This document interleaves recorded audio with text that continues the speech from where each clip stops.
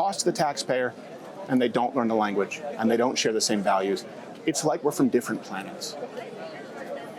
Is it fair to say there's a marked difference between that? Yeah, I could see that differences. Yeah. And so how about this? Not that I think this will ever happen, but here's my middle ground. I say deport everyone, by the way, who's here illegally. Make them go through the process like your parents are. Would you think that's disagreeable? Give them the opportunity to come through legally, but if they're here illegally, you got to go back, come back through just like your family, applying for visas. Let's assume you disagree with that. How about this? Okay, if we catch you and you're here illegally, all right, you can stay if you pay all your back taxes. How long have you been here? How long have you been working? You pay all of it plus 5% interest because Americans will be penalized if they didn't pay their taxes. You pass a language, you have to do it immediately. If not, you're gone. You have to pass a language test, civics test, just like you do to become a citizen here. I know it because my missus had to go through a naturalization test. She's Brazilian. And then you also have to provide proof of contribution to your community, bettering your community, as well as, by the way, a remittance tax, where you can't come here and send your money back to another country. No other country allows that.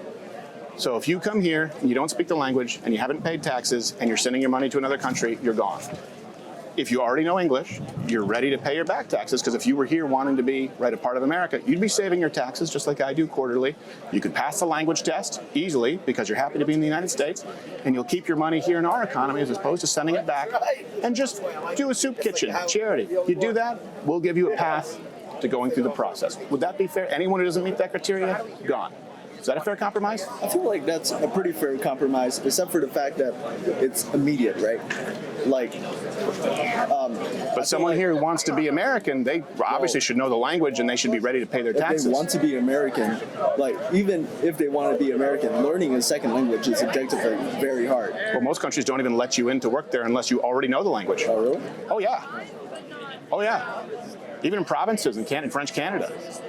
If you don't show the capability, you're not going to be getting into work. You're not going to be eligible for a lot of social maladie. It's like their sort of socialized healthcare. Yeah, we're one of the only. You know who has an official language of the country being English? Do you know who has that? India. Every other country, almost every country, had an official language except for us. By the time you get here, if you want to be American, right, it's a golden ticket, like you said, right? It's a great country. That's why they're coming here. Show the respect of learning the language and paying your taxes. Is that fair? Yes. Okay. I think that's a fair compromise. Well, it'll never happen, though, because the entire Democrat Party says that that's racist. So just keep that in mind and check the citations. But I appreciate the conversation. Andy? Yeah. Andy? And I hope it goes well for your parents, too, brother. It's not my parents. Sorry, your family. Your family. Yeah. Right. Yeah. All right. Well, thank you for speaking with me. Thank you very much, brother. I appreciate it. Be well. Really appreciated being able to cover the broader topic of what it means to be an American with Andy. Really nice kid. Show him you love him in the comments, and show some love in the comments, period, across the board. It helps with the YouTube algorithm that no one fully understands. And hit the like button, share, because that lets the YouTube overlords know that we're not dead, and there are people out there who actually want this kind of content as opposed to clickbait crap. I'll tell you what's not crap, or who's not crap, is our next guest. Nice to meet you. Hi, I'm Joshua. Joshua, grab a seat, Joshua.